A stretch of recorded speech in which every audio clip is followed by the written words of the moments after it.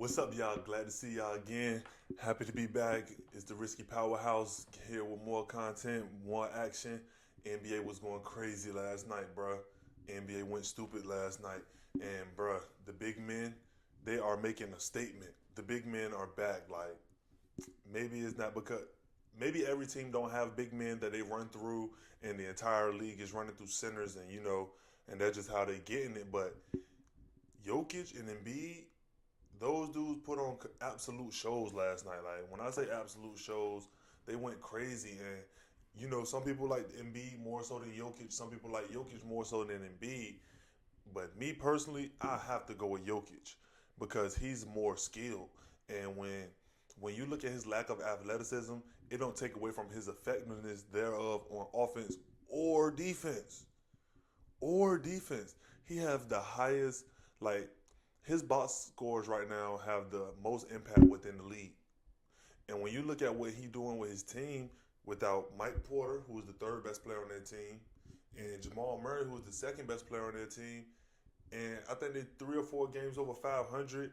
They got a win over the Clippers yesterday in overtime, where Nikola Jokic had a double team on the right side. He waited, kicked it over to the corner. Aaron Gordon hit the three. You know, and that was it. Yoke gave him a triple double, 49 points, 14 rebounds, 10 assists, 3 steals, and a block. One thing people got to realize about Jokic, he averaging 1.3 steals and zero point 0.8 of a block. And when you look at him, he not athletic. And we know this. We like to see people that jump out the gym and, cross people up and do all of this in the third. But you got to look through all of that when you watch Jokic.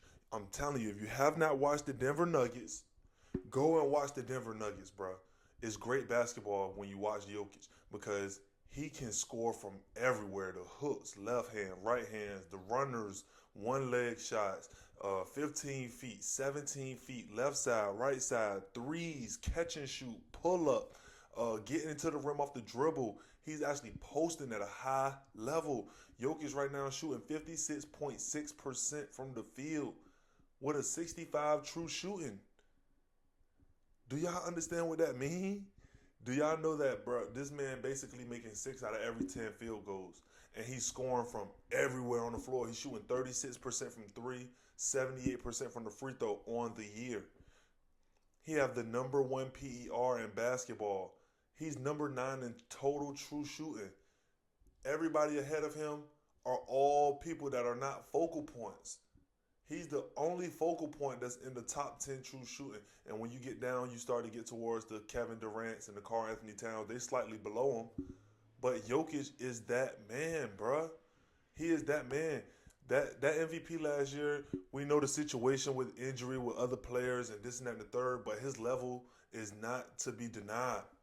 Even though maybe because other teams might have had more wins or, just like how we see right now. I just made a video that I believe Giannis is the number one player in the MVP race right now. And I'm not going to back off of that. But statistically, purely, only statistics, Jokic is the most valuable player in the NBA. If you just go statistic. Now, we know that the media incorporates wins, they incorporate storylines and all of that. So when you go wins plus numbers, it's Giannis. But when you go just pure numbers, basic stats and advanced stats, Jokic is number 1 in PER, number 9 in true shooting, number 1 in offensive win shares, number 6 in defensive win shares. He's number 1 in offensive and defensive box plus minus. He have box plus minus number 1 total by far. He's also the number 1 player in value over replacement player, which meaning he's carrying the heaviest load. That's what that means. Nikola Jokic is also one of the best rebounders in the league. Over the last 11 games, Jokic is averaging 24 points, 15 rebounds, 7.7 assists, 1.4 steals, and zero point 0.9 of a block. Basically, 1.4 steals and a block. On 54.6% shooting, 34 from 3, and 84 from the free throw. Nikola Jokic is absolutely nuclear. Do you hear me? I don't think y'all understanding what I'm saying. This dude, when you look at the Denver Nuggets with Capazzo, Jeff Green, Aaron Gordon, Ken Carr off the bench. They got a couple Will Barton, excuse me, and a couple other guys that they shuffle in, Najee and all those guys off the bench. If you take away Nikola Jokic, ain't no telling where these guys would be individually. I'm not talking about as a team because obviously if you take the MVP off any team, they're going to plummet. But I'm just saying if you take these players and put them elsewhere and tell them to play, these dudes aren't high level players. Jeff Green is a quality role player. Uh, uh, um, Will Barton is a quality role player. Aaron Gordon definitely quality. But none of these dudes are dudes that you can lean on to be your number two or your number three. Every single game, Nikola Jokic he don't know who gonna give him what. All he can do is just make plays, and he's demanding double and triple teams. He's like I said, he's scoring in the paint, the mid range, and the three, and that's what makes him so dangerous. He had multiple plays yesterday against Zubac where he took him off the dribble and finished in the lane. He had one Euro step where he took it off the dribble and he slowed down and took a slow step and had a wide open layup because everybody went flying by because he have the ability to put the ball on the floor. His lack of athleticism don't deplete his ability to get to wherever he want to get to on the floor offensively and impact a high level defense. He's number one in defensive box plus minus and number 6 in defensive win shares. That lets you know that his impact defensively is that of a positive player.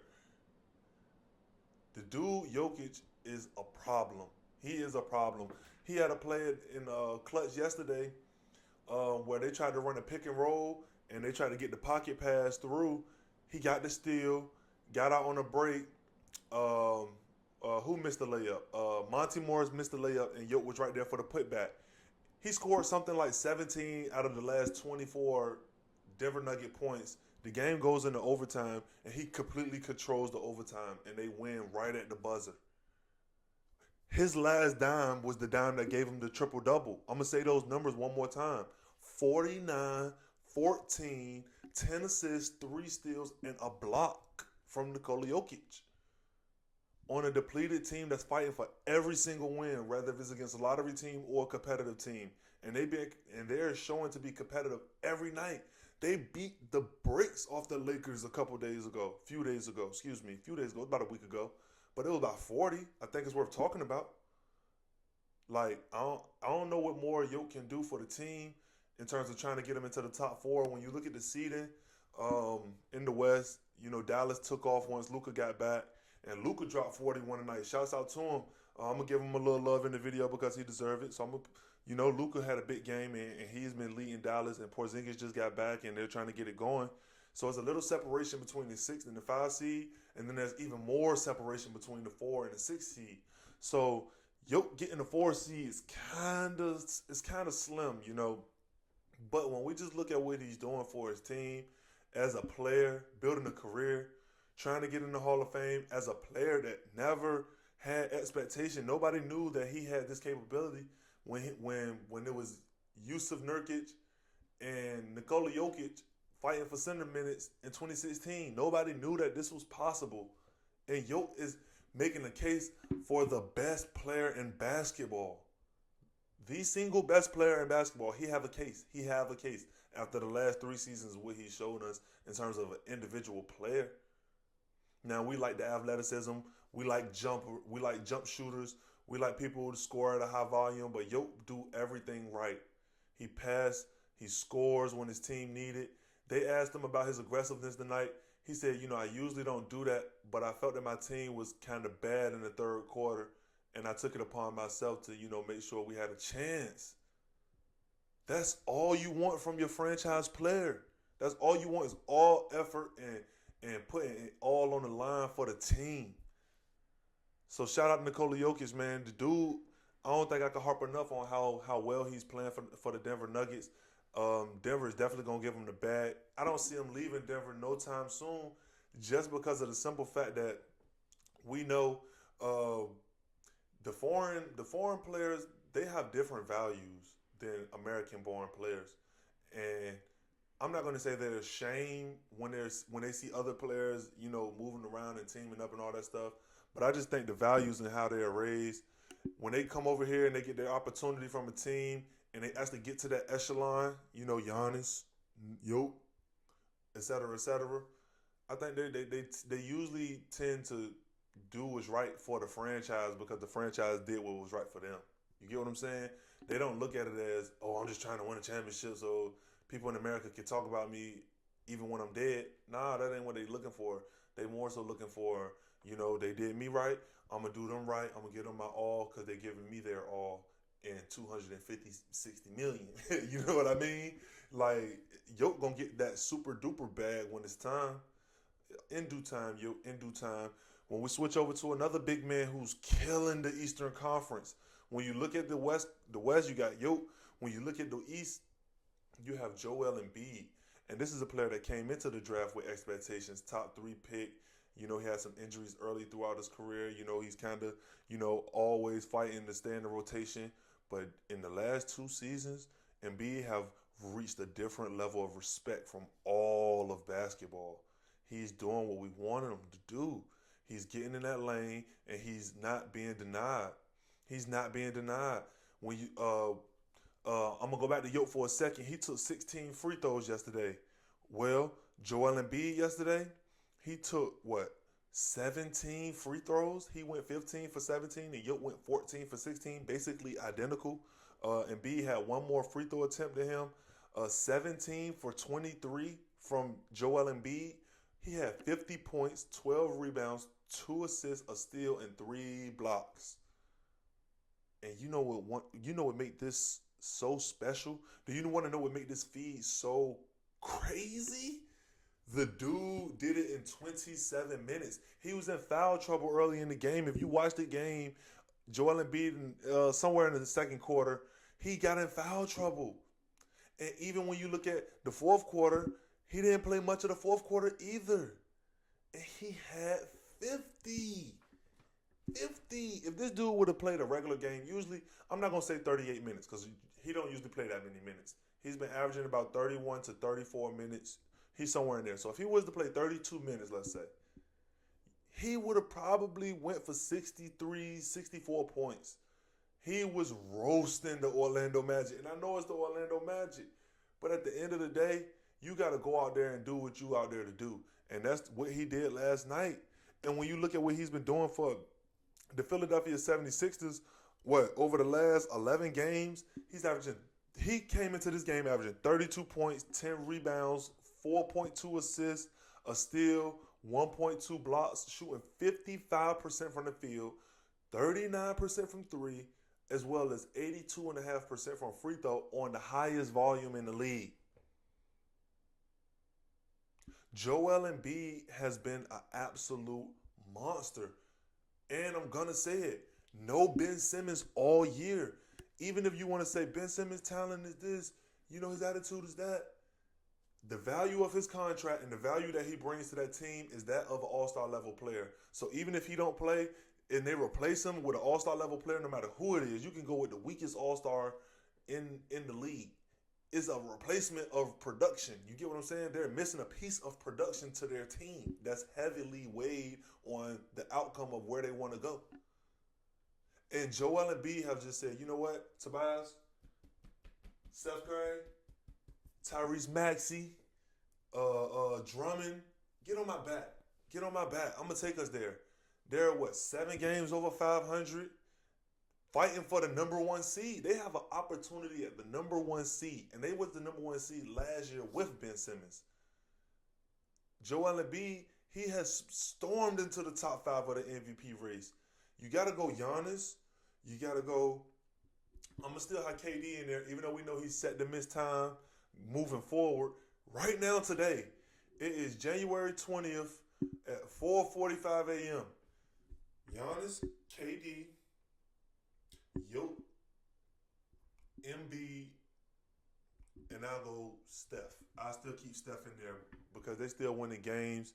Even though he's been crazy bad to his standard, you still got to weigh in what he did in the first half of the season. So he's fallen, obviously. Players like Ja Morant, DeMar DeRozan, I guess Chris Paul, you could throw Chris Paul in there, Rudy Gobert in the next 5 players for that bottom tier of the MVP race. Those players also have an opportunity to do something great after the All-Star break or going into the All-Star break where they can be, in that top 5. So Steph is not safe. But these bigs, I love what I'm seeing. Last night, Sabonis put a triple-double up on the Lakers. Giannis had 33 points and 15 rebounds last night. Jokic put up 49, 14, and 10. Embiid put up 50 and 12 and 3 blocks in 27 minutes. It's the big men run the league at this point, it seemed like. And a lot of people say it's a guard-driven league. You need guards to do this and guards to do that. It's only been one guard to lead championship teams, bro, in the last few years. And that's Steph Curry. That's Steph Curry. All the other champions was Kobe, Shaq, LeBron, Kawhi Leonard, Giannis. It's all wings and bigs, bro. You have to be versatile. You have to be able to impact the game in other ways at a high level outside of how many points you can score. So if Embiid only got 20 points, I need 15 rebounds. I need 4 blocks. I need activity. I need hard screens. I need versatility. That's what these bigs bring. And that's why it's best to build your team through a big or a wing. It's best to build your team through a big man or a wing. Because if you take your single best player and make him Damian Lillard, it's going to be a crazy cap on how good you can be. That's why, that's why the Phoenix Suns are playing so well, because they have Devin Booker and DeAndre Ayton. Now, Chris Paul stabilized it, obviously, at the guard spot, but you need that wing in Booker to score 25, and you need that 12 and 12 big man that can be big in the lane, finish at the rim, be efficient, as well as defend the rim on the other end. And DeAndre Ayton getting way better on defense when you watch the Phoenix Suns this year. Players like JaVale McGee also elevate them in terms of their defense in the interior, but DeAndre Ayton has been better, and that's a testament to the growth year by year. He already talented offensively. He already talented in terms of how mobile he is and his athleticism. It's the defense now that takes him to the next level. The bigs, bro, LeBron, Kevin Durant, Giannis, Embiid, Jokic, Sabonis, Jimmy Butler. I love those types of players more so than you taking a chance building through a Curry or building through a Chris Paul or a Kemba Walker or a Kyrie Irving or a Dame Lillard. If that's your single best player and you don't have another player better than them on the team. Now, we see what the Warriors are. We see what the Suns are and whatever. But I'm talking about winning championships. Go through the history of the last 20 years. Go through the history of the last 40 years. And tell me how many point guards led championship teams as the single best player. No other player better than them on that squad. You're going to get Isaiah Thomas in Detroit, Chauncey Billups in Detroit, Steph Curry. Everybody else is Magic, Bird, Mike, Kobe, Shaq, LeBron, Kawhi, Giannis. So, yeah, man, it's a big man's league, bro. The big people win in basketball. That's just the bottom line. 6'8" and up. If you ain't 6'8" and up, you got to do a hell of a lot to be at a level where you're going to be just as impactful as somebody that's bigger than you because of the rebounds, because of the ability to see the floor, also as well as the ability to score everywhere. You're going to be more efficient when you bigger in a lane because you're closer to the rim. Simple math. You're closer to the rim, so you're going to get more open jump shots because people want to stop you from getting to the rim. Embiid, shouts out to y'all. Y'all had great games last night. Also, shout out to Giannis, 33 and 15.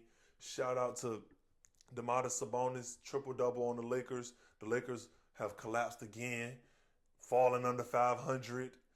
It's been over 40 games, and they still under 500. Wow. AD's supposed to be back in the next 10 days or so. So, hopefully Anthony Davis, can bring 20 and 10. Defense, that's what they need. They need some Band-Aids on defense, man, because their defense is trash.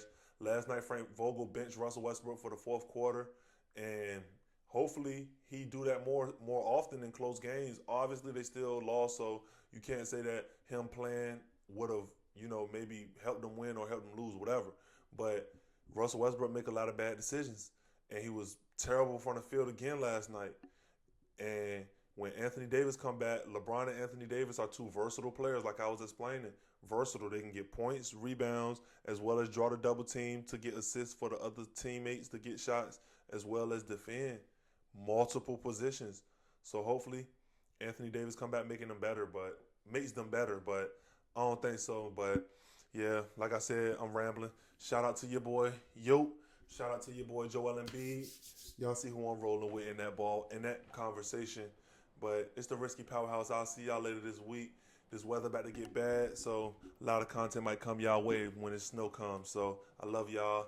Y'all subscribe if y'all new. If y'all made it this far in the video, go ahead, drop a like. Comment some future video ideas for your boy. And we out of here.